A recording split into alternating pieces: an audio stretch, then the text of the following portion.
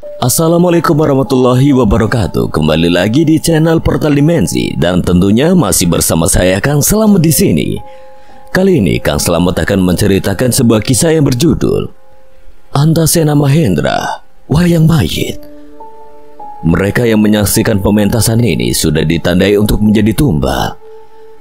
Cerita ini ditulis oleh Ristori, dan sebelum kita masuk ke ceritanya, buat kalian yang belum subscribe channel ini, tekan tombol subscribe-nya terlebih dahulu dan tekan tombol notifikasinya agar kalian tidak ketinggalan cerita terbaru dari Portal Dimensi. Dan juga jangan lupa follow Instagram Portal Dimensi. Gak usah berlama-lama lagi, langsung saja kita masuk ke ceritanya. Wayang Mayit.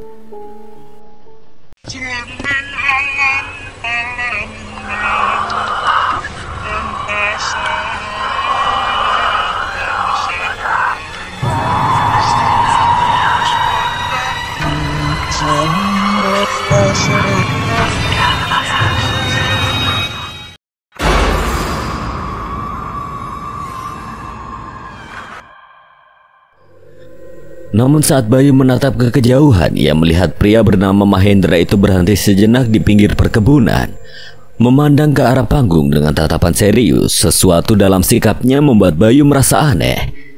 Kim Boy juga terdiam memperhatikan pria itu dari kejauhan. Tatapannya sedikit berbeda, seolah menegaskan apa yang sedang ia lihat. Bayu yang penasaran seketika menepuk bahu Kim Boy. "Ada apa, Boy? Kamu ngerasain sesuatu dari orang itu?" "Nggak ada apa-apa, Bay. Nggak usah khawatir. Ya sudah, yuk kita balik. Ada yang ingin aku persiapkan untuk nanti malam." Kim Boy berbalik meninggalkan tempat ini. Lantunan doa terdengar lirih di dalam sebuah kamar di rumah Bude Rati. Suaranya penuh konsentrasi, sementara di depan 3 kantung garam dan 1 gelas teh hangat tergeletak. Selesai membaca beberapa amalan, ia perlahan membuka matanya, menarik nafas panjang dan menatap garam yang telah didoakannya dengan hikmat. Dirinya kemudian keluar dari kamar membawa 3 kantung garam dan 1 gelas teh tersebut. Di ruang tamu, Bayu, Adi, dan Bude Rati sudah menunggu dengan penuh harap. "Sudah, Boy." Kim Boy mengangguk lalu menyerahkan 1 kantung garam pada masing-masing dari mereka dengan pesan tegas. "Ini garam yang sudah didoakan buat jaga-jaga. Simpan baik-baik, jangan dibuang. Kalau ada yang aneh atau terasa ada sesuatu yang mendekat, taburkan ini. Bude, kalau ada hal yang aneh terjadi, taburkan garam ini di sekeliling rumah dan bacakan ayat kursi. Kami akan kembali secepat mungkin." Bude Rati mengangguk meskipun wajahnya masih dipenuhi kekhawatiran. "Baik, Nak. Bude akan menjaga Pak De Bimo. Kalian hati-hati di balai desa ya." "Oh iya, baik. Aku boleh minta gula?" Tanpa berkata-kata, Bayu langsung ke dapur dan mengambil gula, lalu menuangkannya ke dalam mangkuk kecil. "Nih, Boy." "Terima kasih banyak." "Memangnya gulanya bisa dipakai buat ngusir energi negatif, Boy?" Kim Boy memandang Bayu dengan wajah serius sebelum menuangkan sedikit gula ke dalam teh di gelasnya. Melihat itu, Bayu mendadak memasang ekspresi datar seolah mengerti maksud Kim Boy. "Tehku kurang manis, Bay." "Tinggal bilang aja kalau butuh tambah gula, Boy. Aku kira buat ngusir setan juga." "Sampai kapanpun setan gak takut sama gula, Bay. Mereka gak ada yang kena diabetes loh." Suasana yang sebelumnya tegang mendadak terasa lebih ringan. Bahkan Bude Rati yang tadinya cemas tersenyum kecil. Sejak mendapatkan hidayah, Kim Boy memang sering membuat orang di sekitarnya merasa lebih tenang, bahkan di tengah situasi yang sulit seperti ini. Suasana di balai desa sudah mulai ramai. Warga semakin berdatangan. Beberapa membawa kacang rebus, gorengan, dan umbi-umbiannya masih hangat, siap menikmati pementasan wayang yang akan segera dimulai. Bayu, Kim Boy, dan Adi baru saja tiba di balai desa. Mereka memperhatikan kerumunan yang semakin padat. Orang-orang tampak bersiap menikmati pertunjukan tanpa menyadari bahaya yang mungkin mengintai. Mereka bertiga berjalan melalui kerumunan, memperhatikan setiap sudut panggung dengan penuh kewaspadaan. Di sana mereka kembali bertemu dengan 3 teman Kang Jaya, Reza, Kuncoro, dan Mahendra. Reza dan Kuncoro membawa kantong kresek hitam yang tampaknya berisi makanan, sementara Mahendra terlihat santai, memperhatikan sekeliling dengan tenang. Kenapa teman Kang Jaya ikut nonton wayang juga? Lebih baik kita beritahu mereka supaya tidak terjadi sesuatu yang buruk. Sementara itu, Kim Boy hanya diam, tampak tenang tanpa menunjukkan kecemasan terhadap mereka bertiga. Bayu dan Adi segera melangkah mendekati Reza, Kuncoro dan Mahendra berniat memberikan peringatan. Kalian ngapain di sini? Ya nonton wayang, masa nonton bulu tangkis? Kuncoro yang sedang asik mengunyah tempe goreng menepuk bahu Reza sambil menyambung candaannya. Jangan sembarangan ngomong, Reza. Wayang bisa saja main bulu tangkis lu. Siapa tahu dalangnya cerita Rahwana lagi semes-semesan sama Bagong. Tawa Reza langsung meledak sementara Adi ikut tergelak, tidak bisa menahan tawa mendengar tingkah Kuncoro. Logat dan cara berbicara mereka yang kocak membuat suasana menjadi lebih ringan. Aku serius ini loh. Lebih baik kalian pergi dari sini. Reza masih dengan tawa yang tersisa merogoh kantong kresek yang dipegangnya. Dia mengeluarkan beberapa tempe goreng dan cabai lalu menyodorkannya pada Bayu, Adi, dan Kim Boy. Nih, tempe goreng buat kalian. Daripada tegang mending makan sambil nonton. Adi tersenyum canggung sementara Bayu menggeleng pelan meskipun tetap menerima tempe goreng yang diberikan Reza. Kalian seharusnya gak ikut nonton pementasan ini. Ada yang gak beres sama wayang ini. Bayu berusaha menyampaikan peringatan dengan rasa cemas yang kian meluap, namun Kuncoro hanya tertawa ringan dan menepuk pundak Bayu. Ya, paling cuma pementasan wayang, bukan pementasan demit. Tiba-tiba Mahendra dan Reza menoleh ke arah Kuncoro dengan tatapan tajam, bola mata mereka sedikit membesar. Kuncoro yang menyadari ucapannya hanya bisa menggaruk kepala, merasa sedikit bersalah. Bayu dan yang lainnya terkejut mendengar perkataan Kuncoro. Mereka tahu seharusnya tidak ada yang tahu tentang keanehan dalam pementasan ini. Kok kalian bisa? Mahendra tersenyum tenang dan menatap Bayu, pandangannya dalam. Seolah-olah ada sesuatu yang lebih besar yang ia sembunyikan di balik sikapnya yang tenang. Kuncoro memang begitu orangnya, suka bercanda. Bayu masih ingin memperingatkan mereka tentang bahaya yang mungkin terjadi. Tapi pementasan ini... Namun sebelum Bayu bisa melanjutkan, Mahendra menyentuh bahunya. Anehnya sentuhan itu memberikan perasaan tenang yang aneh di hati Bayu. Tenang saja mas, tidak akan ada apa-apa. Sentuhan dan kata-kata Mahendra membuat Bayu terdiam, merasakan kepercayaan yang aneh terhadap pria tersebut. Setelah itu Mahendra dan teman-temannya berpamitan. Mereka berjalan menembus kerumunan, mencari tempat duduk di tengah panggung di antara warga yang sudah berkumpul. Bayu merasa ada yang tidak beres dengan Mahendra dan teman-temannya. Ia ingin segera memperingatkan mereka lagi agar pergi dari tempat itu. Namun saat Bayu hendak bergerak, Kim Boy dengan cepat menghentikannya. Biarkan saja, Bay. Tapi Boy, kalau mereka malah jadi salah satu korban bagaimana? Tidak akan terjadi apa-apa pada mereka. Bayu terdiam sejenak, matanya masih mengikuti punggung Mahendra yang perlahan menghilang di antara kerumunan warga. Namun akhirnya ia mengangguk setuju meskipun masih dibayangi kekhawatiran. Baiklah, aku percaya sama kamu, Boy. Pikirannya masih belum sepenuhnya tenang. Malam semakin larut dan suasana di balai desa Pucung Wetan mulai dipenuhi antusiasme warga yang berkumpul untuk menonton pementasan wayang. Alunan gending gamelan mulai terdengar menciptakan atmosfer magis yang khas setiap kali Ki Darso memulai pementasannya. Kisah Dewa Ruci mulai dilantunkan, sebuah cerita legendaris dari pewayangan Jawa. Selama 15 menit pertama semuanya tampak normal, warga duduk tenang menikmati pertunjukan. Sementara wayang-wayang bergerak luas di balik layar yang diterangi lampu minyak. Tidak ada tanda-tanda yang mencurigakan, namun ketika Ki Darso mengambil sebuah wayang lagi dan mengayunkannya di balik layar, Kim Boy tiba-tiba merasakan sesuatu yang tidak biasa. Wayang apa itu? Dahi Kim Boy berkerut. Gelang kalapati yang melingkar di pergelangannya mulai bergetar, seolah merespon sesuatu. Sebuah energi hitam yang kuat tidak terlihat oleh mata biasa muncul dari balik layar. Energi tersebut menyebar cepat. menyelimuti balai desa. Meski energi semakin pekat, warga di sekitar mereka tampak tidak menyadari apa-apa. Mereka tetap duduk tenang menikmati pementasan seolah tidak ada yang terjadi. Wayang mayit. Apa maksudmu, Badang? Hati-hati, mereka akan datang. Kim Boy mulai gelisah, matanya mencari-cari sesuatu di sekeliling balai desa. Ia mengalihkan pandangannya ke arah perkebunan yang mengelilingi balai desa. Matanya menangkap kehadiran berbagai sosok menyeramkan yang perlahan mendekat dari arah perkebunan. Menyelimuti balai desa dalam lingkaran, sosok-sosok itu berdiri dalam bayangan pepohonan, menatap tajam ke arah panggung pementasan. Beberapa di antaranya adalah sosok setinggi 2 meter dengan tubuh hitam pekat, mata merah menyala dan gigi tajam yang menjuntai keluar dari mulut mereka. Beberapa lainnya tampak seperti wanita berambut panjang yang menggantung terbalik dari pepohonan. Dengan wajah pucat dan mata kosong, ada juga sosok menyerupai anak-anak kecil dengan senyuman mengerikan yang melayang di udara. Melintas di antara pepohonan mengitari balai desa seperti sedang menunggu sesuatu. Spontan Kim Boy berdiri dari duduknya, matanya menyisir ke segala penjuru perkebunan.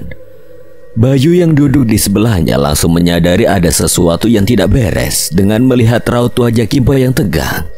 Ada apa, Boy? Apa yang kamu lihat? Energi negatif dari pementasan ini sudah menyebar kemana-mana, Bay. Banyak makhluk-makhluk yang datang dari perkebunan. Kita dikelilingi. Sebelum Bayu sempat merespon, tiba-tiba terdengar teriakan panik dari arah ujung kerumunan. Seorang pria berteriak ketakutan, menuju ke arah pepohonan. Setan! Ada setan di sana! Teriak pria itu dengan keras membuat seluruh warga yang sedang menonton pementasan langsung menoleh ke arahnya.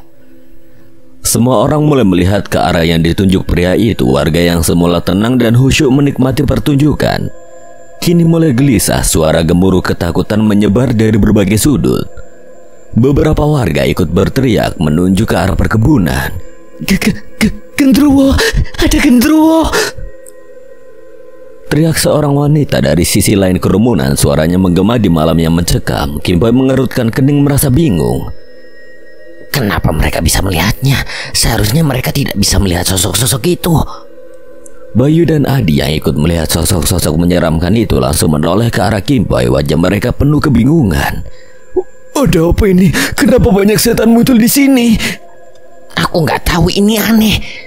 Warga biasa seharusnya tidak bisa melihat makhluk-makhluk itu, tapi sekarang semua orang bisa melihatnya. Situasi di balai desa yang tadinya damai kini berubah menjadi kacau. Warga mulai berlarian, berusaha menjauh dari sosok-sosok menyeramkan yang semakin mendekat dari perkebunan. Suasana semakin panik, teriakan-teriakan ketakutan terdengar dari segala penjuru.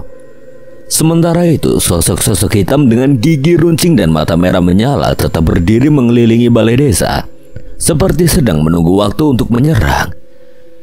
Namun ada yang aneh di sini. Ki Darso tetap tenang memainkan wayangnya seolah tidak ada yang terjadi.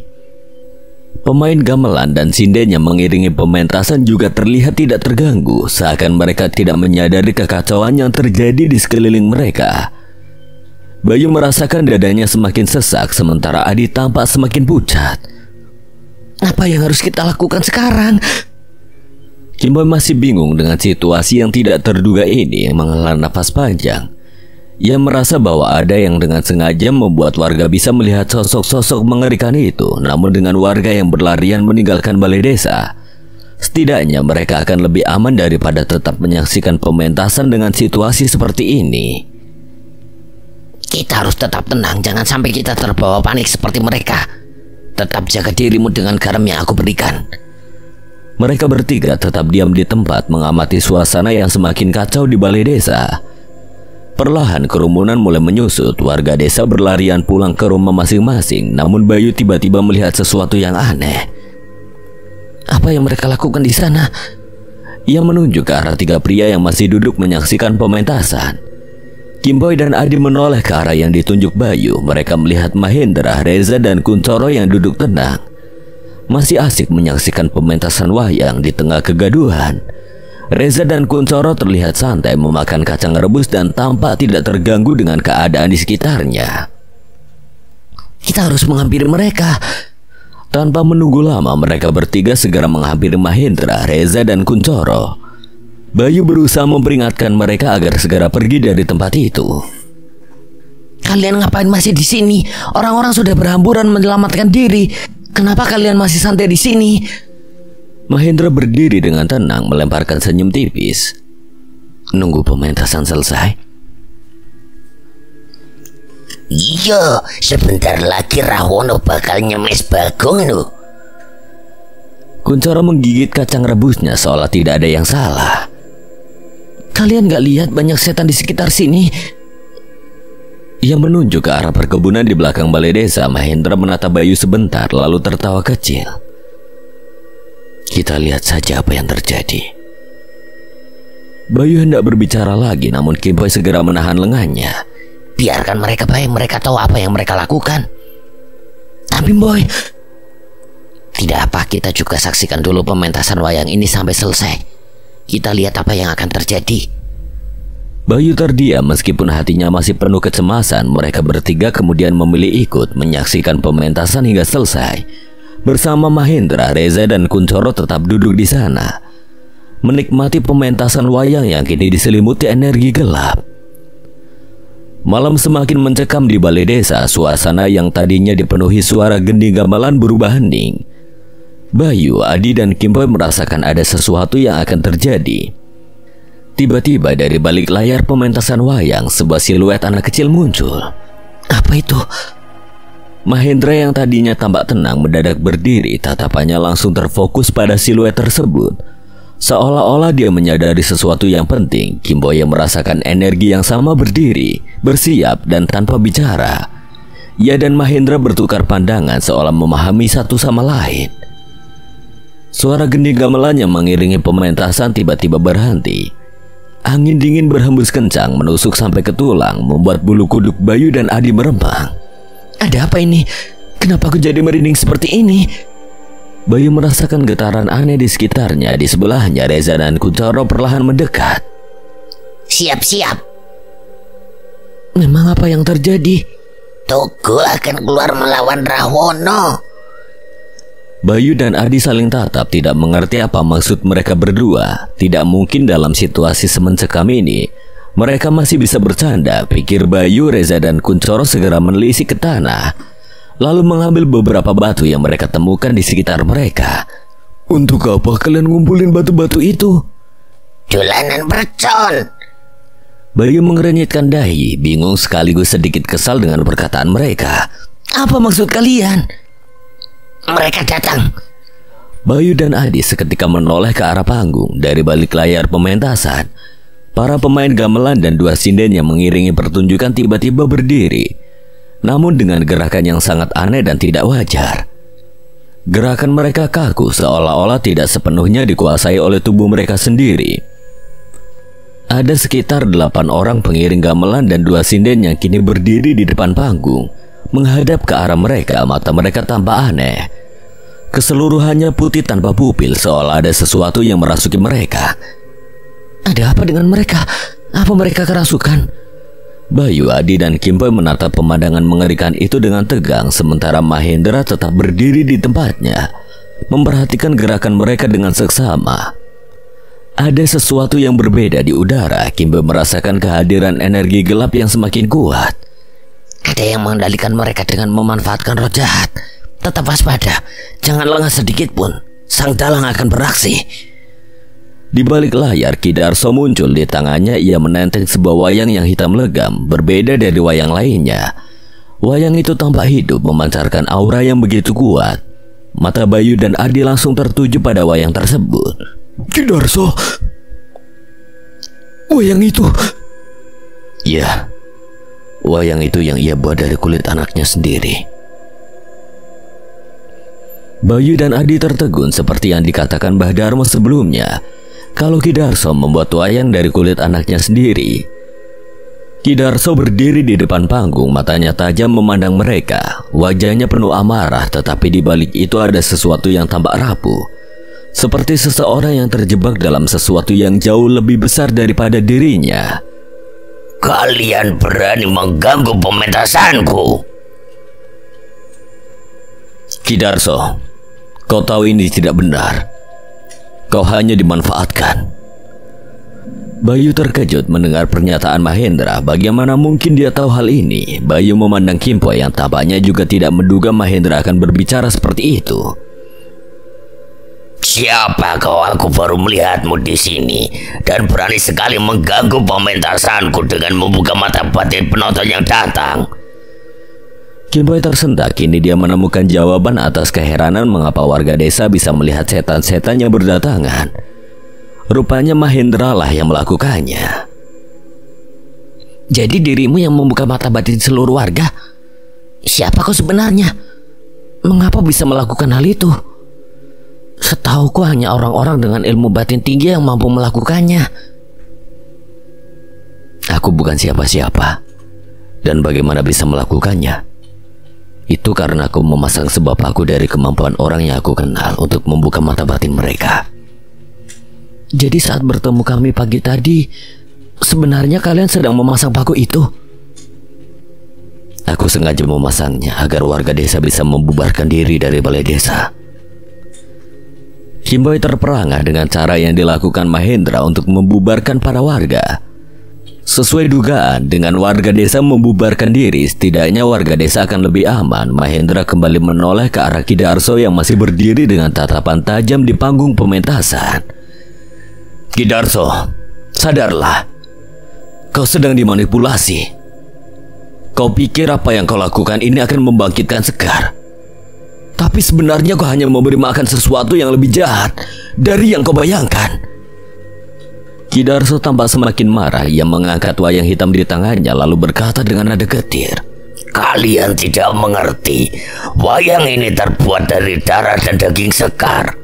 Ini satu-satunya cara agar dia bisa kembali. Wayang itu hanya menjeratmu, Ki Darso. Kau tidak akan membebaskan putrimu dengan ini. Kau hanya akan terjebak lebih dalam ke dalam kegelapan. Aku tidak peduli. Sekar pantas kembali dan tidak ada yang bisa menghentikanku. Bayu menatap Mahendra dengan penuh kebingungan. Siapa kau sebenarnya? Bagaimana kau tahu semua ini?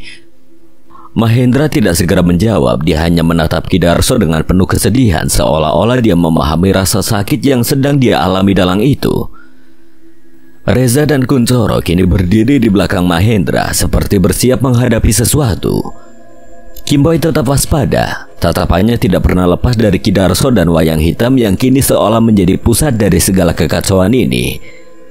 Bayu dan Adi masih mencoba mencerna apa yang sebenarnya sedang terjadi dan siapa sebenarnya mereka. Ki Darso kembali melangkah maju. Wayang hitam di tangannya bergerak seolah hidup. Kalian tidak bisa menghentikanku. Kalian tidak mengerti apa artinya kehilangan. Setiap orang pasti pernah merasakan kehilangan. Tapi jalan ini bukanlah jalan untuk membawanya kembali. Kau hanya akan membawa lebih banyak kematian. Apa yang kau lakukan bukan hanya akan menghancurkanmu, tetapi juga semua orang di sekitarmu. Ki Darso tidak mau mendengarkan ucapan Mahendra dan Kim Poi. Dia sudah terlalu jauh terjerumus dalam rencana gelap yang dibuatnya. Suara wayang yang ia mainkan semakin bergema dan energi hitam di sekitar balai desa semakin kuat. Makhluk-makhluk dari perkebunan semakin mendekat menyelimuti tempat itu dengan aura kematian. Ki Darso mulai melantunkan mantra dalam bahasa Jawa kuno. Suaranya terdengar seperti gumaman yang penuh kekuatan magis. Setiap kata yang diucapkannya semakin menggelapkan suasana. Asap hitam yang tebal muncul dari wayang hitam yang digenggamnya. Asap itu berputar-putar mengelilingi wayang, dan setiap kali wayang itu diayunkan, muncul sosok-sosok yang mengerikan. Mayat hidup dengan tubuh membusuk, kulit terkelupas, dan mata yang kosong. Makhluk-makhluk tersebut bergerak lambat namun pasti, dengan pandangan hampa dan penuh kengerian. Dia memanggil setan-setan lagi. Itu Pak Narso. Apa? Bagaimana bisa? Mereka bukan wujud asli, hanya beberapa potongan jiwa yang sudah ditumbalkan. Adi dan Bayu tidak percaya dengan apa yang terjadi saat ini. Mayat hidup yang dipanggil Ki Darso, setan-setan yang berdatangan, tentu ini di luar nalar mereka berdua yang belum pernah menyaksikan sosok-sosok mengerikan ini. Tetap waspada, mereka mulai bergerak. Sosok-sosok menyeramkan yang sebelumnya hanya mengintai dari perkebunan kini bergerak, mulai mengepung mereka dari segala arah. Para pengiring gamelan dan sinden yang berdiri dengan tatapan kosong juga perlahan mendekat. Tubuh mereka bergerak kaku seperti boneka tanpa jiwa. Namun dengan aura jahat yang menyelimuti, mereka berenam seketika membentuk lingkaran. Mata mereka waspada memandang setiap arah, memantau gerakan sosok-sosok mengerikan yang mendekat. Bayu dan Adi tampak mulai panik. Tubuh mereka gemetar, tidak pernah sebelumnya mereka melihat sesuatu yang sedemikian menakutkan dan nyata. Apa yang harus kita lakukan, Boy? Tenang, gunakan garam yang sudah aku berikan, itu akan membantu kita bertahan dari makhluk-makhluk ini. Bayu dan Adi cepat-cepat mengeluarkan kantung garam dari saku mereka. Mereka menaburkan garam di sekitar mereka, berharap itu akan memberikan perlindungan yang dikatakan Kimboy. Di sisi lain, Reza dan Kuncoro yang sebelumnya tenang, kali ini mulai tampak cemas. Mata mereka membelalak melihat jumlah makhluk yang semakin mendekat, tapi kehadiran Mahendra tampaknya memberikan sedikit keberanian pada mereka. Mereka berdua seolah sudah pernah menghadapi situasi seperti ini sebelumnya, atau bahkan lebih buruk. Ada sesuatu dalam sikap mereka yang menunjukkan bahwa ini bukan kali pertama mereka melihat hal gaib seperti ini. Mahendra dengan tenang melirik ke arah Reza dan Kuncoro. Reza, Cholo, kalian tahu apa yang harus dilakukan. Serang setan-setan itu. Aku akan menahan pergerakan mereka dengan ajian pengikat raga. Reza dan Kuncoro mengangguk paham dan tanpa banyak bicara lagi, mereka bersiap menghadapi makhluk-makhluk yang mulai mendekat. Mahendra kemudian berdiri tegak, menarik nafas dalam-dalam dan mulai melantunkan ayat-ayat suci dengan khusyuk. Suaranya penuh kekuatan dan ketenangan menggema di tengah kekacauan. Kimboy yang berada di dekatnya terkejut melihat apa yang terjadi. Seiring lantunan ayat suci dari mulut Mahendra, muncul tali-tali cahaya yang terbentuk dari energi spiritual yang kuat. Tali-tali itu melingkar dengan cepat, mengikat beberapa sosok yang sudah hampir mencapai lingkaran mereka. Sosok-sosok itu terdiam, tidak bisa bergerak, seolah terperangkap dalam kekuatan yang tidak terlihat. Bahkan para pengiring gamelan yang bergerak mendekat ikut terikat oleh tali cahaya tersebut. Tubuh mereka membeku di tempat meskipun mata mereka masih tetap kosong. Mahendra menoleh cepat ke arah Kimboy. Aku tahu kau juga punya kemampuan spesial. Aku butuh bantuanmu untuk menyadarkan para pemain gamelan ini. Mereka dirasuki roh jahat, tapi mereka masih bisa diselamatkan.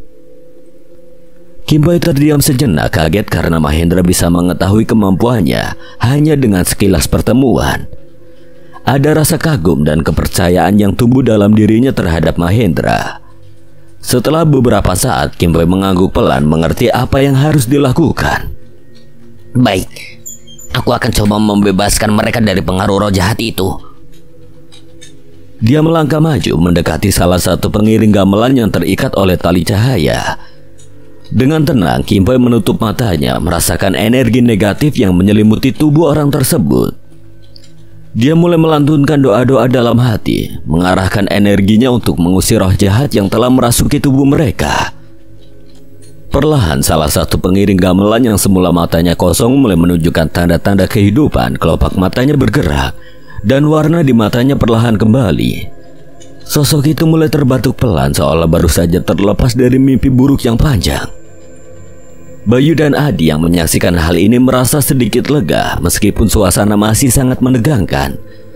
Kimboy melanjutkan pekerjaannya, bergerak dari satu pemain ke pemain lainnya, mencoba menyelamatkan mereka dari pengaruh gelap yang telah menguasai mereka. Namun situasi semakin genting. Ki Darso yang berdiri di tengah panggung masih memainkan wayangnya dengan amarah yang membara. Dan setiap kali wayang hitam itu diayunkan, semakin banyak sosok mayat hidup yang tercipta. Wajah Ki Darso memerah penuh kebencian. Sekar akan kembali. Dia akan hidup lagi. Kalian tidak bisa menghentikanku. Mahendra tetap berdiri tenang memperhatikan Ki Darso dengan sorot mata penuh kesedihan. Ki Darso, kau tidak sadar? Kau dimanfaatkan oleh kekuatan yang lebih besar darimu. Ini bukan jalan yang benar untuk membawa Sekar kembali. Mahendra melangkah maju dengan tenang, matanya lurus menatap Ki Darso yang masih berdiri di panggung dengan penuh amarah. Namun belum jauh ia berjalan, segerombolan mayat hidup mulai berdiri di depannya menghalangi jalannya. Tubuh-tubuh mereka yang membusuk tampak bergerak dengan kaku. Namun wajah mereka menatap Mahendra dengan kebencian yang mendalam. Tidak hanya mayat hidup, beberapa makhluk bertubuh besar dan mengerikan juga muncul dari kegelapan, berdiri menghadang di antara Mahendra dan Ki Darso. Bayu, Adi dan yang lain mulai merasa cemas melihat Mahendra dihadang begitu banyak makhluk mengerikan. Mereka tidak membayangkan bagaimana Mahendra bisa melewati semua itu. Kita harus membantunya. Tenang saja Mas, tidak perlu cemas, demit-demit itu cuma keroco. Dia pernah ngadepin ribuan demit yang jauh lebih kuat dari ini. Bayu dan Adi terbelalak mendengar penjelasan itu. Mereka tidak habis pikir ada orang yang mampu berhadapan dengan ribuan makhluk gaib yang jauh lebih kuat dari ini. Terlebih lagi Mahendra masih muda tapi tampaknya memiliki kekuatan yang luar biasa. Mahendra tetap melangkah maju dengan tenang, mulutnya terus membaca amalan yang dilantunkan dengan penuh keyakinan. Suara ayat-ayat suci yang ia ucapkan membuat hawa di sekitar mulai berubah. Perlahan mayat-mayat hidup yang menghalanginya mulai terjatuh satu persatu ke tanah. Tubuh mereka menggeliat kesakitan, seolah terbakar oleh sesuatu yang tidak terlihat. Asap hitam mengepul dari tubuh mereka dan dalam hitungan detik mereka lenyap menjadi abu. Kini yang tersisa adalah 3 sosok makhluk besar dengan tubuh yang jauh lebih menakutkan, berdiri tegak menghalangi Mahendra. Mereka menggenggam pelan memperlihatkan taring dan cakar besar yang berkilauan dalam cahaya remang-remang. Tubuh mereka berbeda-beda, ada yang kurus jangkung, tubuh kekar dan makhluk perut buncit dengan wujud yang sama. Suara berat yang keluar dari mulut mereka membuat bulu kuduk meremang. Kau tidak akan bisa melewati setan-setan anak buah Sang Dewi. Mereka berbeda dari setan-setan yang lainnya. Mahendra berhenti sejenak menatap 3 makhluk itu dengan tatapan tenang. Mulutnya mulai melantunkan ayat suci yang lebih kuat, membuat Kim Boy seketika memperhatikan dari kejauhan. Merasakan ada sesuatu yang berbeda. Tiba-tiba dari telapak tangan Mahendra tampak asap halus mulai keluar mengelilingi tangannya dengan suara yang memancar kuat. Itu ajian Braja Musti.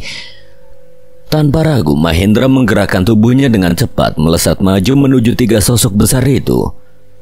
Dengan satu gerakan cepat ia menghantam makhluk pertama dengan tinjunya, dan suara keras seperti batu yang pecah terdengar. Tubuh besar itu langsung terlempar dan pecah menjadi abu. Tidak berhenti di situ, Mahendra berputar dengan kecepatan luar biasa, menghantam 2 makhluk besar lainnya dengan tinjunya yang penuh tenaga. Dalam hitungan detik, kedua makhluk itu pun hancur. Tubuh mereka meledak menjadi abu yang berterbangan di udara. Hebat sekali dia. Kim Boy menatap adegan itu dengan rasa kagum yang mendalam. Dia tahu betapa kuatnya ajian yang digunakan Mahendra. Tidak sembarang orang bisa menguasai ajian Braja Musti, apalagi dengan kekuatan seperti itu. Reza dan Kuncoro hanya tersenyum seolah mereka sudah terbiasa melihat Mahendra menunjukkan kekuatannya yang luar biasa. Setelah menghancurkan 3 sosok besar itu, Mahendra melangkah lagi. Kali ini tanpa halangan apapun mendekati Ki Darso yang kini menatapnya dengan mata penuh kebencian. Siapa kau sebenarnya? Mengapa mengganggu rencanaku? Aku hanya ingin mencegah dirimu dimanfaatkan oleh sosok terkutuk yang selama ini menghasutmu, Ki Darso. Di sisi lain, Kim Boy kembali fokus untuk menyadarkan para pemain gamelan yang masih dirasuki roh jahat. Matanya terpejam sejenak, konsentrasinya penuh. Lalu ia mulai membaca ayat-ayat suci, suaranya lembut tapi kuat. Setiap kata yang diucapkannya seperti menembus lapisan gelap yang mengelilingi tubuh-tubuh yang kerasukan. Kim Boy juga mengandalkan ilmu yang diajarkan oleh Ki Wiryo, gurunya, untuk memurnikan energi gelap yang menyelimuti pemain-pemain gamelan itu. Perlahan tubuh-tubuh yang tadinya kaku dan bergerak liar mulai tenang. Namun perlawanan dari roh jahat itu semakin kuat. Gelang kalapati yang melingkar di pergelangan tangan Kim Boy mulai bergetar halus, seolah merasakan ketegangan yang semakin memuncak di sekitarnya. Tiba-tiba sebuah suara muncul di dalam kepala Kim Boy, suara yang hanya bisa didengar olehnya. Hei Arya, anak itu bukan orang sembarangan. Keluarganya hebat. Itu adalah Badang, sosok gaib yang bersemayam di dalam gelang kolopati. Kim Boy mendengus kesal tanpa menghentikan bacaan ayat-ayat suci yang masih ia lantunkan. Badang, bukannya bantuin aku malah ngoceh soal Mahendra. Setan-setan yang sedang kau hadapi ini hanyalah keroco. Aku tidak perlu turun tangan. Selalu saja begitu. Saat aku butuh bantuan, kau malah nonton. Bukannya sedikit bantuin, malah bikin aku makin pusing. Ini bukan hal yang harus kau risaukan. Kau sudah diajarkan dengan baik oleh Ki Wiryo, dan aku tahu kau bisa menghadapinya. Sekarang fokus saja pada tugasmu. Meski kesal, Kim Boy tahu Badang ada benarnya. Walau sering terkesan tidak mau membantu langsung, Badang selalu memastikan bahwa Kim Boy memiliki kemampuan cukup untuk mengatasi tantangan. Sambil mendengus, Kim Boy melanjutkan tugasnya.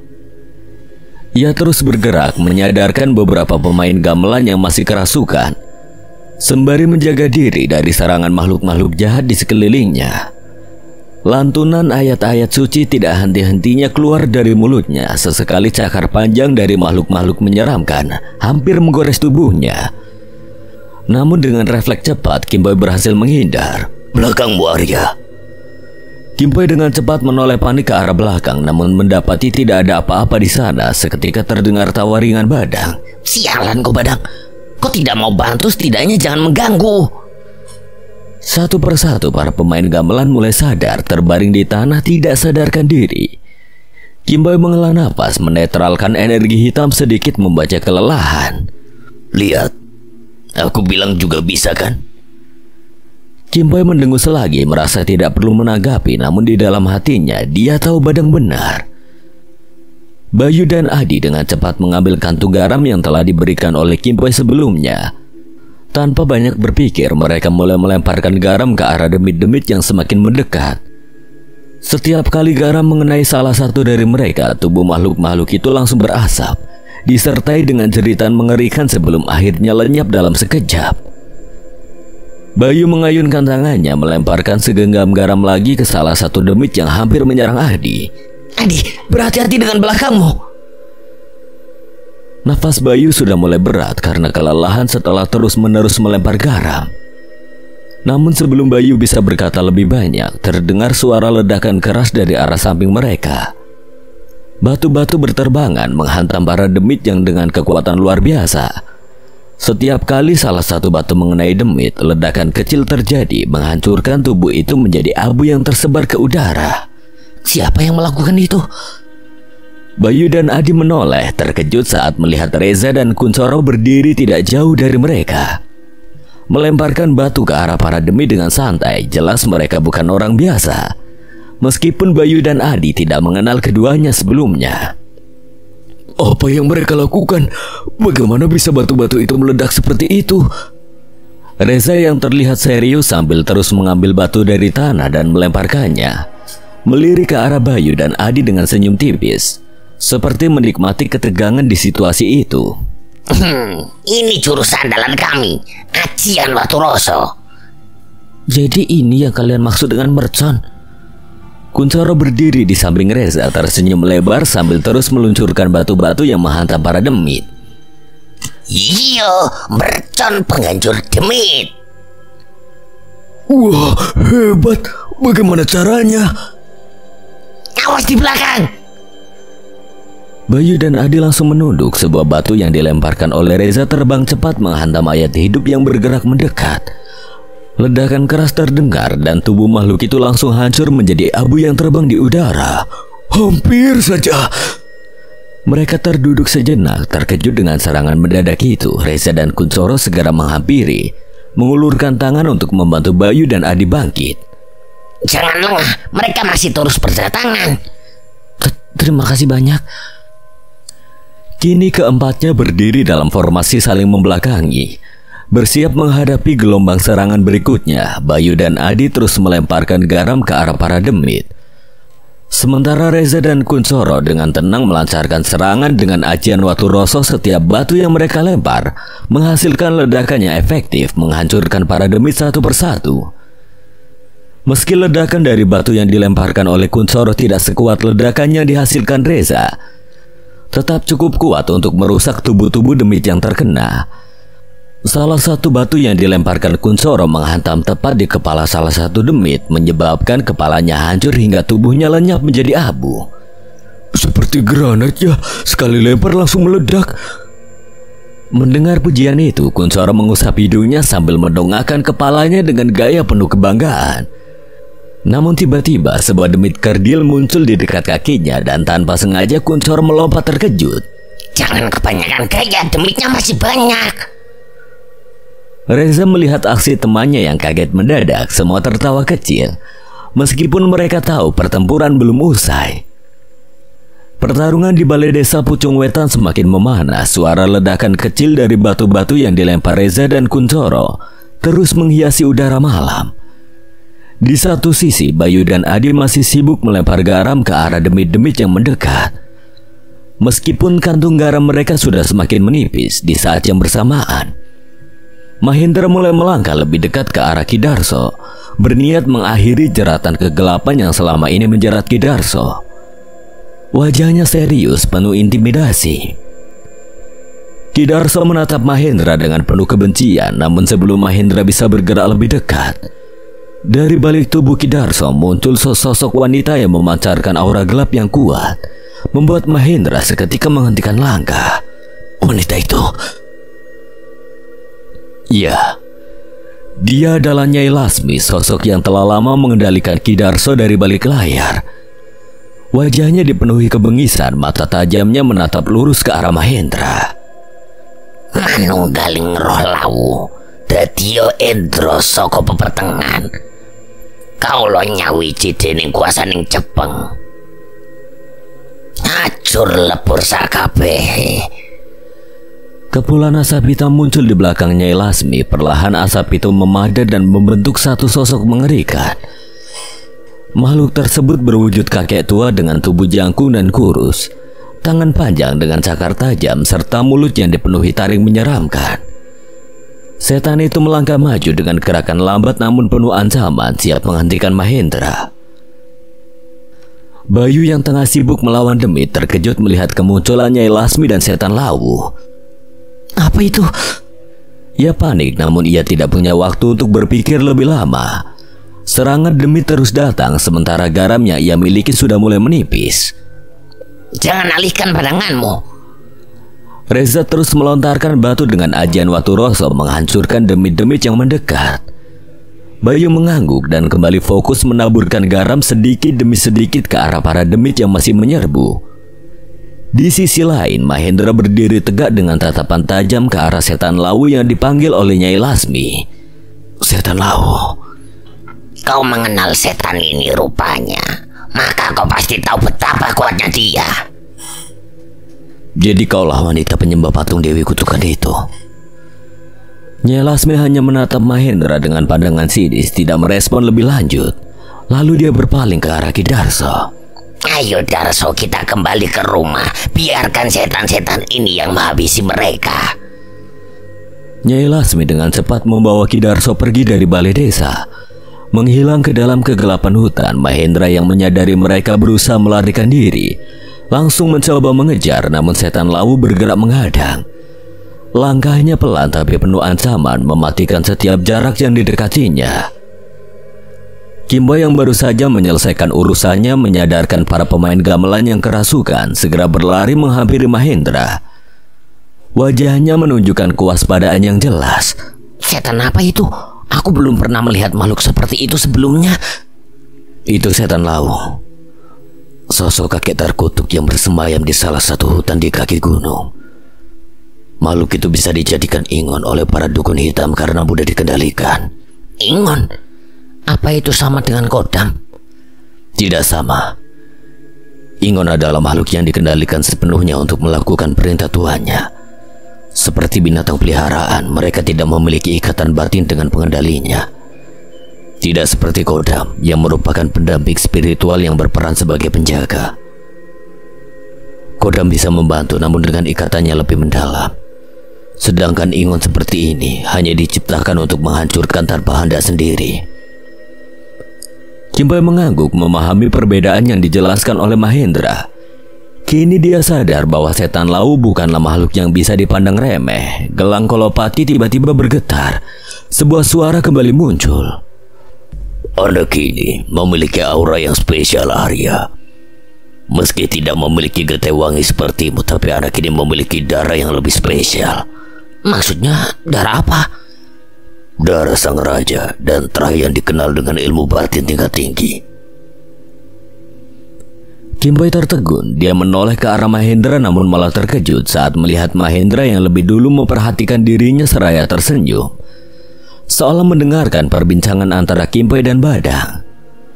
Mahendra kembali berpaling menghadap ke arah setan lawu seraya berucap. Dia ingin menggunakan kemampuannya. Bersiaplah. Kim Boy seketika mengubah arah pandangnya. Di depan panggung, setan lawu mulai membaca sebuah mantra. Suaranya rendah dan penuh kekuatan mistis. Suara itu seperti gaung yang menusuk telinga dan merambat ke setiap inci tanah di sekitar mereka. Kata-kata dalam bahasa Jawa kuno yang keluar dari mulut setan lawu terdengar seperti alunan kutukan. Mahendra dan Kim Boy tiba-tiba merasakan tubuh mereka kaku tidak bisa bergerak. Mahendra tetap tenang namun Kim Boy tampak kebingungan dengan apa yang terjadi. Ia mencoba melangkah tetapi kakinya tidak bisa digerakkan. Kakiku, aku nggak bisa gerak. Dia menggunakan telur lemah. Ini adalah salah satu ilmu hitam. Dia memanfaatkan energi tanah untuk mengikat kita, menekan jiwa kita agar tidak bisa bergerak. Lalu apa yang harus kita lakukan? Mahendra tidak menjawab langsung. Dari kantong celananya ia mengeluarkan sebuah tasbih. Ia merapalkan sebuah amalan dan perlahan-lahan aura putih mulai menyelimuti tangannya. Energi putih itu keluar dari tasbih yang ia genggam. Gelang Kolopati milik Kim Boy bergetar kuat seolah merespon energi dari tasbih Mahendra. Kim Boy bisa merasakan getaran yang berbeda kali ini. Ada kekuatan yang mengalir melalui Mahendra. Kekuatan yang jauh lebih besar dari apa yang pernah dia lihat sebelumnya. Selesai merapal amalan, Mahendra mengangkat tinjunya yang kini diselimuti oleh cahaya putih. Dengan satu gerakan, Mahendra menghantam tanah di bawah mereka. Sebuah gelombang energi putih meledak keluar dari titik tumbukan, menyebar ke segala arah. Kekuatan setan lawu yang sebelumnya mengikat mereka seketika lenyap. Tanah yang tadinya terasa berat dan menekan kini menjadi ringan, dan tubuh mereka kembali bisa bergerak. Luar biasa. Sebenarnya sehebat apa kekuatan orang ini? Tidak hanya itu, gelombang energi yang dipancarkan Mahendra menyapu seluruh area balai desa. Mayat hidup yang diciptakan oleh Ki Darso satu persatu tersapu oleh energi itu. Tubuh mereka berubah menjadi asap hitam yang menguap ke udara hingga akhirnya menghilang tanpa jejak. Bayu, Adi, dan Kim Boy terperangah menyaksikan kemampuan Mahendra. Mereka tidak menyangka pria muda itu bisa mengeluarkan kekuatan yang begitu dahsyat.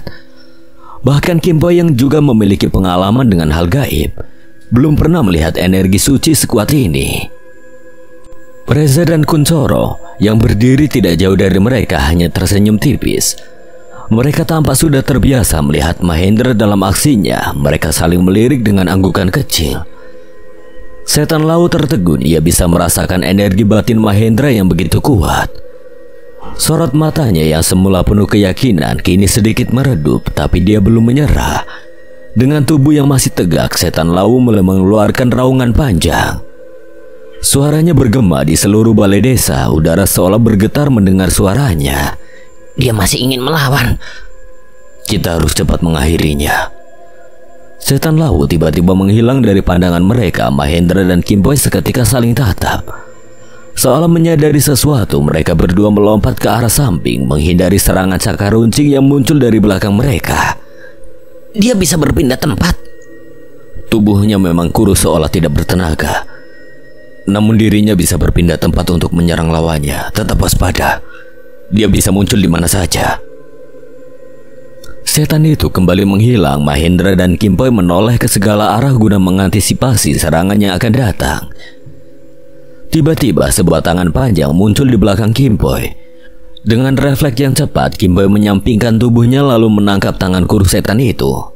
Sekarang kau tidak akan bisa kemana-mana, setan kurang gizi. Bagus, tahan dia. Mahendra segera berlari ke arah Kim Poi. Setan itu mulai panik. Ia menyerang dengan tangan satunya. Namun lagi-lagi Kim Poi menangkap tangan setan itu lagi dengan tangan satunya. Kau tidak akan bisa menyerangku. Setan kurus itu meraung ke arah Kim Poi, membawa bau yang busuk yang membuat Kim Poi ingin muntah. Namun dirinya masih tetap bertahan dengan menahan nafas agar tidak menghirup bau busuk yang memusingkan itu. Mahendra tahu ini adalah saatnya untuk menyelesaikan pertarungan. Ia kembali meraih tasbihnya dan kali ini ia mulai merapal ajian Braja Musti, namun dengan kekuatan yang diselimuti oleh energi tasbihnya. Cahaya putih yang terang muncul di sekeliling tubuhnya menciptakan aura perlindungan yang kuat. Setan lawu mulai merasakan tekanan dari aura Mahendra. Ia terus meraung sembari berusaha melepaskan tangannya dari Kim Poi. Dengan cepat Mahendra melompat. Mahendra ke arah setan lawu dengan tinju yang diselimuti cahaya putih dan ajian Braja Musti. Mahendra menghantam dada setan lawu dengan telak. Terdengar suara keras ketika pukulan itu mengenai sasarannya. Setan lawu terhuyung ke belakang. Tubuhnya bergetar hebat. Dada makhluk itu berlubang. Tinju Mahendra menembus tubuhnya, memancarkan cahaya putih yang menghancurkan segala kegelapan di dalam tubuhnya. Setan itu berteriak kesakitan. Tubuhnya mulai menghitam dan perlahan-lahan hancur menjadi abu, tersapu oleh angin malam yang berhembus lembut. Mahendra menarik nafas dalam-dalam lalu memandang sisa-sisa abu yang perlahan menghilang. Kim Poi berdiri di sampingnya menatap kekuatan luar biasa yang baru saja ditunjukkan oleh Mahendra. Hebat. Bayu dan Adi yang melihat kejadian itu dari kejauhan juga terperangah, tidak percaya apa yang baru saja mereka saksikan.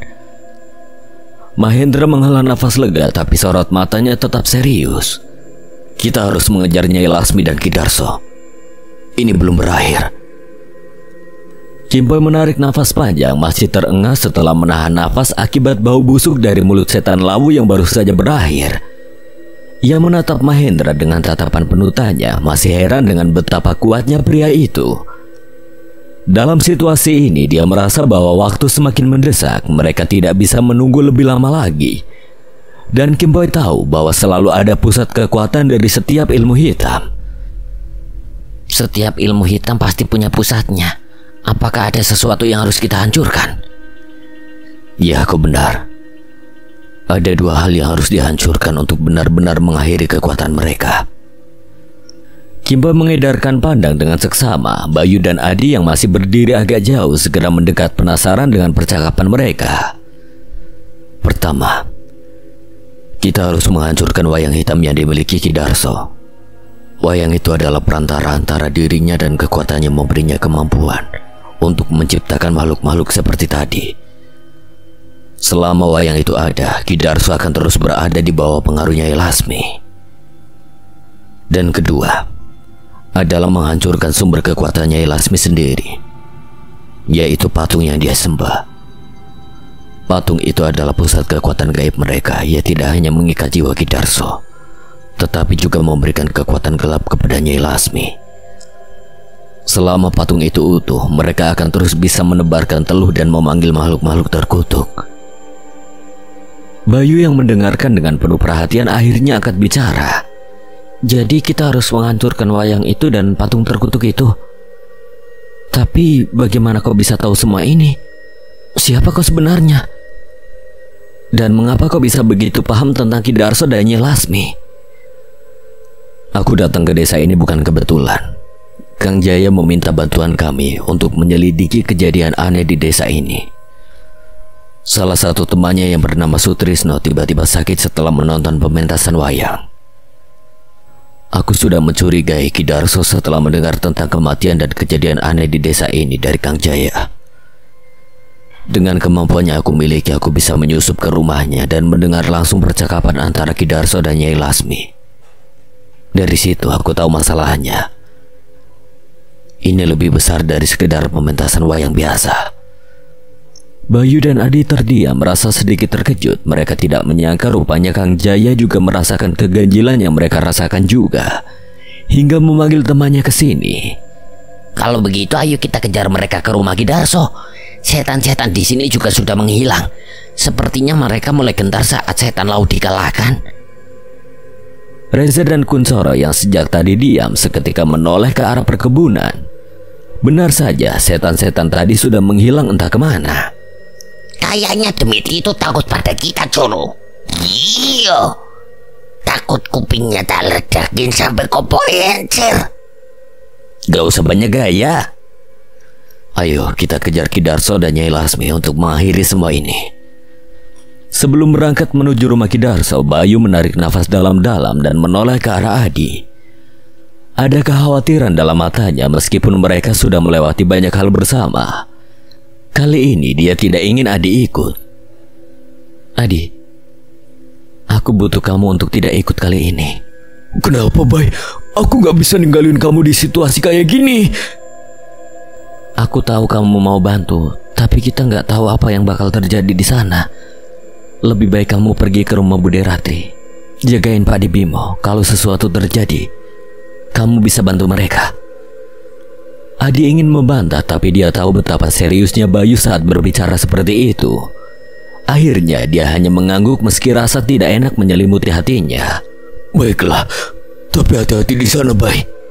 Aku janji, kita bakal selesaikan ini. Nanti aku akan temui kamu di rumah Bude ya. Setelah memastikan Adi aman menuju rumah Bude Rati, Bayu segera bergabung kembali dengan Mahendra, Kimboy, Reza, dan Kuncoro. Mereka mulai berjalan menuju rumah Ki Darso yang gelap dan terasing di ujung desa. Jalanan menuju rumah itu tampak semakin suram, suasana malam semakin mencekam. Setibanya di depan rumah Ki Darso, udara terasa berat dan dingin. Rumah itu dikelilingi oleh makhluk-makhluk halus yang mengerikan. Di atas atap, pocong-pocong berderet seperti patung dengan tubuh membungkuk dan tatapan kosong menatap lurus ke depan. Di halaman, kuntilanak-kuntilanak dengan rambut panjang tergerai berdiri diam, tapi tatapan mata mereka terasa menusuk. Di teras rumah, sosok hitam tampak mengintip dari jendela yang tertutup tirai usang. Sosok itu perlahan menggerakkan wajahnya, memperlihatkan mata merah menyala yang memandang sinis ke arah mereka. Mahendra dan Kimboy berdiri di depan menatap rumah Ki Darso dengan kewaspadaan tinggi. Sebagai orang yang peka terhadap hal gaib, mereka berdua dapat merasakan aura gelap yang begitu kuat menyelimuti tempat itu. Seolah-olah rumah tersebut penuh dengan makhluk halus yang sedang menunggu sesuatu. Banyak makhluk di sini. Mereka seperti sedang menunggu instruksi. Mahendra mengangguk tanpa berkata apa-apa. Dia bisa merasakan kehadiran kekuatan yang jauh lebih kuat daripada sekedar makhluk-makhluk yang terlihat di sekitar rumah itu. Reza, Kuncoro, tetap di belakangku, jaga Bayu. Reza dan Kuncoro mengangguk patuh menjaga posisi mereka di belakang Mahendra. Sementara itu, Bayu yang berada di antara mereka merasakan ketegangan yang semakin nyata. Meski begitu, dia mencoba tetap tenang mengikuti arahan Mahendra. Ketika mereka mulai melangkah ke halaman rumah, Mahendra dan Kimboy berada di depan, memimpin rombongan. Setiap makhluk halus yang ada di sana, kuntilanak hingga pocong, memutar kepala mereka dengan gerakan mengerikan, menatap rombongan dengan pandangan dingin dan penuh kebencian. Mahendra dan Kimboy mulai melantunkan ayat-ayat suci. Suara mereka bergema di udara yang terasa semakin dingin. Perlahan tapi pasti, satu persatu makhluk halus itu mulai menghilang, lenyap dari pandangan mereka. Pocong-pocong di atap rumah hancur menjadi asap yang tersapu angin, sementara kuntilanak di halaman perlahan memudar, seperti bayangan yang lenyap ditelan kegelapan. Ketika mereka sampai di tengah halaman, mereka berhenti. Mahendra dan Kimboy merasakan kehadiran sosok yang lebih kuat dari lorong rumah. Mereka saling berpandangan seolah tahu sesuatu yang lebih mengerikan sedang mendekat. Tiba-tiba suara tawa melengking yang tajam terdengar dari arah lorong. Suara itu begitu melengking dan memekakkan telinga hingga membuat Reza, Kuncoro, dan Bayu refleks menutup telinga mereka, mencoba menahan rasa sakit akibat suara tersebut. Tidak hanya suara lengkingan yang menyakitkan, tapi ada bau busuk yang tiba-tiba menyebar, bercampur dengan udara di sekitar mereka. Bayu mengendus-endus berusaha mencari tahu dari mana asal bau tidak sedap itu. Reza menepuk bahu Bayu kemudian menunjuk ke arah Kunchoro dengan dagunya. Bayu mempertajam penciumannya dan mendekat ke arah Kunchoro. Bau tidak sedap itu semakin kuat dari sela-sela tangan Kunchoro yang digunakan untuk menutup telinganya. Cairan coklat menetes dan mengotori tangannya. Bayu memasang wajah datar, menahan rasa jijik. Reza berbisik padanya. Conge Kunchoro keluar kalau dengar suara melengking begini. Kok bisa begitu? Dia gak pernah bersihin kuping. Kunchoro yang merasa diawasi menoleh ke arah Reza dan Bayu. Melihat reaksi Kunchoro, mereka berdua buru-buru mengalihkan pandangan, berpura-pura tidak memperhatikan apa-apa. Suara lengkingan mengerikannya memekakkan telinga akhirnya berhenti dan Kunchoro segera melepas tangannya dari telinga. Lalu dengan santai mengusap cairan coklat yang keluar dari kupingnya ke tanah. Bayu dan Reza saling berpandangan dengan ekspresi jijik yang tidak bisa ditutupi. Opo gue anjir lagi ya? Makanya bersihin kupingmu kroco. Bau congekmu ngalahin bau jiko gendruwo lo. Kunchoro mendengus menatap Reza sambil meringis. Ia mencoba menerima kenyataan bahwa setiap kali ada suara melengking atau terlalu keras, kupingnya akan mengeluarkan cairan itu. Bayu hanya bisa menggeleng pelan melihat tingkah dua temannya itu. Meski situasi sedang tegang, candaan kecil mereka sedikit mencairkan suasana. Di depan, Mahendra dan Kimpoy tetap tenang meskipun suasana semakin mencekam. Keduanya berusaha tidak terpengaruh oleh kekuatan jahat di sekeliling mereka. Tidak seperti yang lain yang menutupi telinga akibat serangan suara melengking tadi. Mereka terus melantunkan ayat-ayat suci dengan penuh konsentrasi, seolah setiap kata yang keluar dari mulut mereka menciptakan perisai tidak terlihat yang melindungi dari segala ancaman gaib. Sorot mata Mahendra dan Kimpoy memperlihatkan kesiapan total. Mereka tahu apapun yang akan muncul selanjutnya tidak bisa dianggap remeh. Tetap waspada. Jangan lengah sedikit pun kita masuk ke dalam.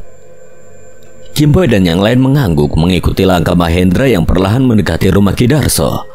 Namun ada sesuatu yang terasa aneh. Mahendra merasakan ada kekuatan gaib dari teriakan melengking tadi. Bukan hanya sekedar ancaman, tapi lebih seperti panggilan. Entah panggilan pada makhluk-makhluk lain atau satu bentuk peringatan. Mereka harus segera bertindak sebelum sesuatu yang lebih bahaya muncul. Saat mereka semakin dekat ke rumah, Bayu memperhatikan bahwa setan-setan yang sebelumnya mengelilingi rumah satu persatu menghilang begitu saja. Ini tidak wajar, pikirnya. Aneh, kenapa demit-demit pada ngilang dan mengelawan kita yo? Takut sama kamu Coro. Asmi, kamu pikir aku lebih serem dari mereka toh? Diam, jangan ribut. Mahendra mendekati pintu depan rumah, mencoba membukanya dengan hati-hati. Tapi begitu tangannya menyentuh gagang pintu, ia langsung melepaskannya dengan cepat. Ekspresi wajahnya berubah serius. Ada apa? Gagang pintunya panas sekali, seperti ada mantra yang digunakan untuk menghalangi orang masuk. Semua saling berpandangan, heran dengan apa yang baru saja terjadi. Bagaimana bisa pintu yang terlihat biasa memiliki energi panas yang menyengat seperti itu? Kunchoro yang penasaran mendekati pintu dan menyentuh gagangnya dengan hati-hati. Seketika dia menarik tangannya sambil berteriak kecil.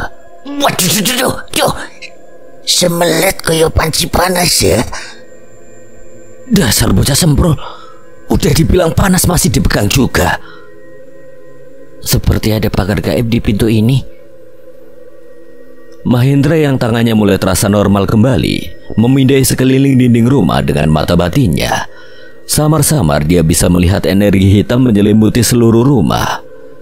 Aura gelap itu seperti selubung tidak kasat mata yang melindungi rumah dari siapapun yang berniat masuk. Kita dobrak saja pintunya. Entah apakah itu akan berhasil atau tidak, tapi kita bisa mencobanya. Mereka mundur 2 langkah dari pintu. Mahendra memulai dengan membaca ajian Brajamusti. Sementara Kimpai mengaktifkan kekuatan dari gelang kolopati untuk memperkuat tinjunya. Mereka berdua siap. Dalam hitungan detik mereka menghantam pintu tersebut.